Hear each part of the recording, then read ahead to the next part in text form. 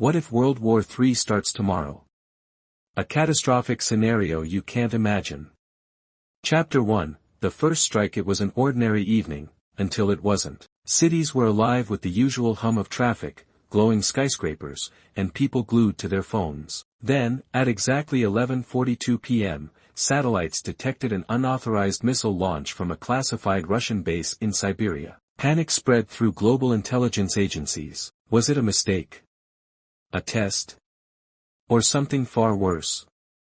In Washington, alarms blared at the Pentagon. "This is not a drill," a voice echoed. The president was rushed into the underground bunker, eyes locked on the large screen displaying the missile's trajectory. Within seconds, another launch followed, this time from the depths of the Pacific. A submarine, identity unknown. Then another, and another. The world was no longer on the brink. It had fallen off the edge. Chapter 2, Cities on Fire. The first explosion hit Berlin. A nuclear warhead, small but devastating. Flames devoured entire districts. The night turned into a day of fire. Sirens screamed, but it was already too late. London followed. A covert operation had already placed explosives in key areas, detonated in sync with the missile strikes. Chaos erupted. Military forces tried to take control, but the streets were flooded with terrified citizens, unaware of who the real enemy was. In Paris, the Eiffel Tower stood silhouetted against a blood-red sky as bombers roared overhead. The European Union was collapsing in real time.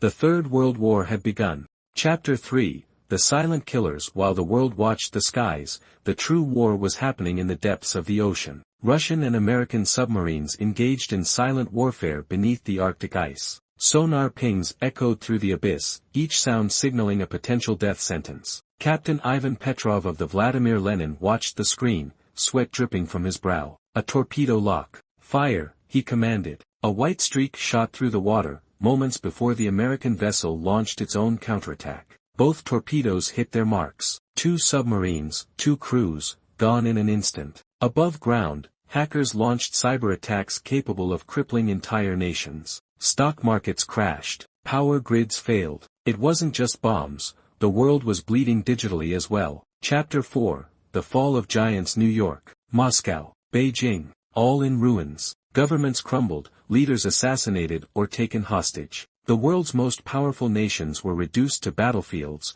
their mighty armies turned into desperate survivors fighting for scraps. In Washington, the White House was abandoned. The president and his cabinet had vanished into classified bunkers, while resistance groups formed in the streets. The once mighty military was now scattered, fighting an enemy that had no face, no flag, just destruction. Russia, believing it had the upper hand, pushed deeper into Europe. But something darker lurked in the shadows. Not all battles were fought with weapons. Some were fought with whispers in dark rooms, with poison drinks, with deals made in blood. Chapter 5, The New Order. Amidst the chaos, a new force rose. The world was no longer ruled by countries but by factions. Mercenaries, warlords, and rogue generals carved up territories like scavengers. One name struck fear into all: the Phoenix Alliance. A mysterious organization that controlled nuclear stockpiles from the fallen nations, blackmailing what was left of humanity. Their leader, an unknown figure only referred to as the Ghost,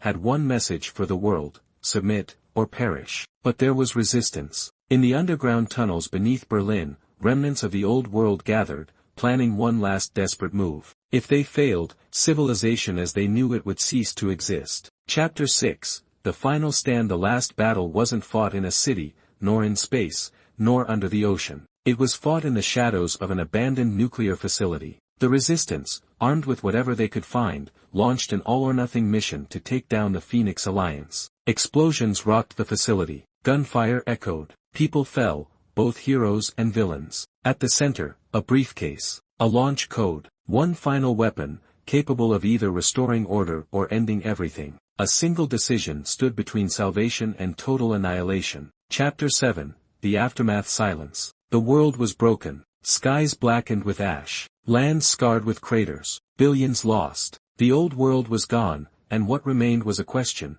was it worth it? No one knew who won. No one knew who ruled. There was no longer a world to fight for, only survival. And as the sun rose over the ruins of what was once civilization, a single thought remained: what if this wasn't the end, but just the beginning? The war is over. But is humanity,